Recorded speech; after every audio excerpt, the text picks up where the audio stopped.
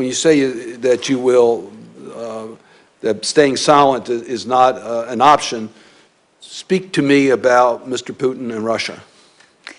Well, thank you, Senator Cardin, for that question. And I think that Russia is going to continue to be at the forefront of a lot of issues that we have to deal with. What I'll tell you is Russia is trying to show their muscle right now. It is what they do. And I think we always have to be cautious. I don't think that we can trust them. I think that we have to make sure that we try and see what we can get from them before we give to them.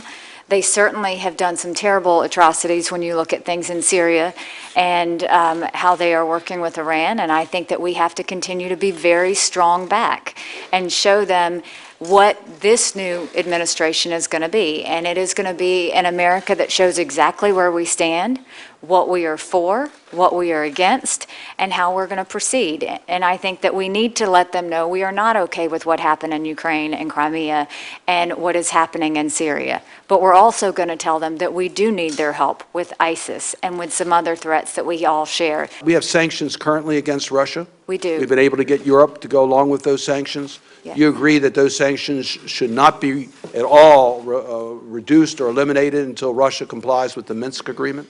I think that Russia has to have positive actions before we lift any sanctions on Russia. The Philippines have been an ally of us for a long time.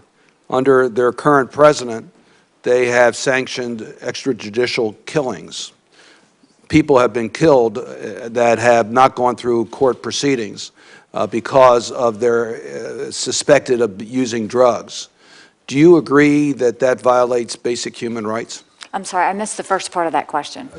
The President Duarte of Philippines has sanctioned extrajudicial killings. Right. Does that violate basic human rights? It does, yes. And you're prepared to speak up about that in the United Nations? Yes, I am. I'm prepared to speak up on anything that goes against American values. Can you just tell us your view as to whether it's acceptable to have a registry for subgroups of Americans?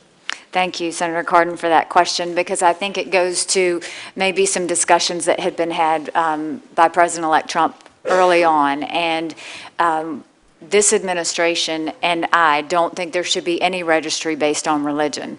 I think what we do need to do is make sure that we know exactly which countries are a threat, which ones have terrorism, and those are the ones that we need to watch and be careful and vet as we go forward in terms of who comes into the country. I understand vetting people who come to America. I'm talking about American citizens. Is there any justification for any registry of subgroups of Americans? No, there is not. Hey, NBC News fans, thanks for checking out our YouTube channel. Subscribe by clicking on that button down here and click on any of the videos over here to watch the latest interviews, show highlights, and digital exclusives. Thanks for watching.